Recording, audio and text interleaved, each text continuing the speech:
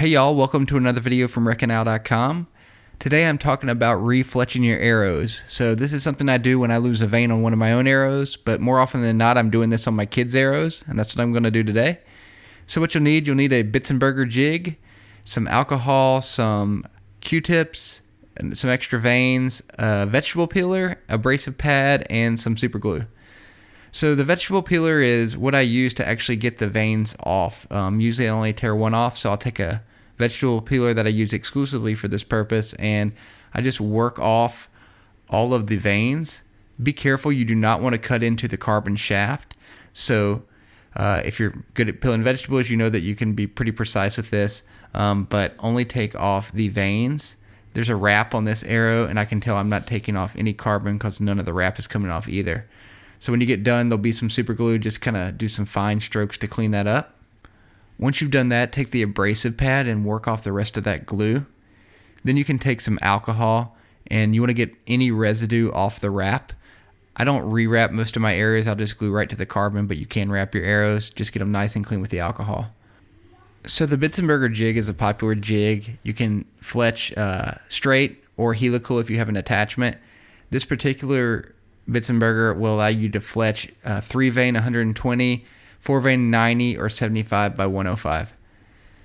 So once you set it by screwing in the Allen screw to the desired type of fletching, this knob will turn at the intervals needed to fletch the jig, to fletch the arrow. These two knobs allow you to straighten the arrow so you can be sure to get the vein on straight. So what I'm going to do is I'm going to fit this arrow in. This is one of my daughter's arrows. It's actually her favorite arrow because it's pink. So I'll fit that in there, and then I'm just going to test fit a vein. So the Bitzenburger comes with this clip, and there's markings on it. You can slide the vein in. We're using tiger stripes because that's what she likes. So you just slide it into the marking where you want all the veins to go. Just remember your marking because you use it on all of them.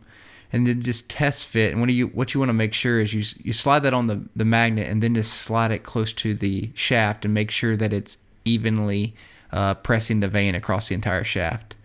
And then you can look down and see that it's also straight.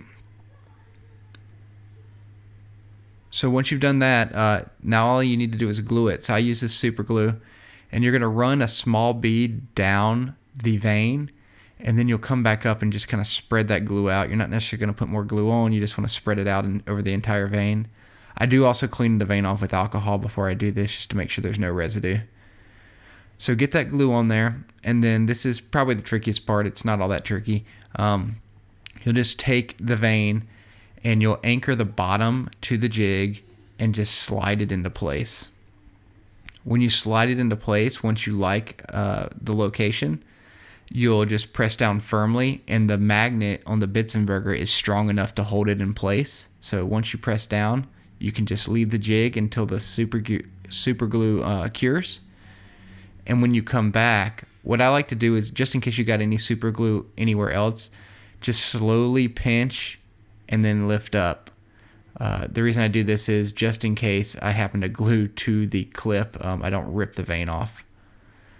So once you've done one, it's just a matter of turning the jig, or turning the screw on the jig, cleaning up any excess glue, and then just repeating the process. So again, I'm fletching 120 degree with 3 veins.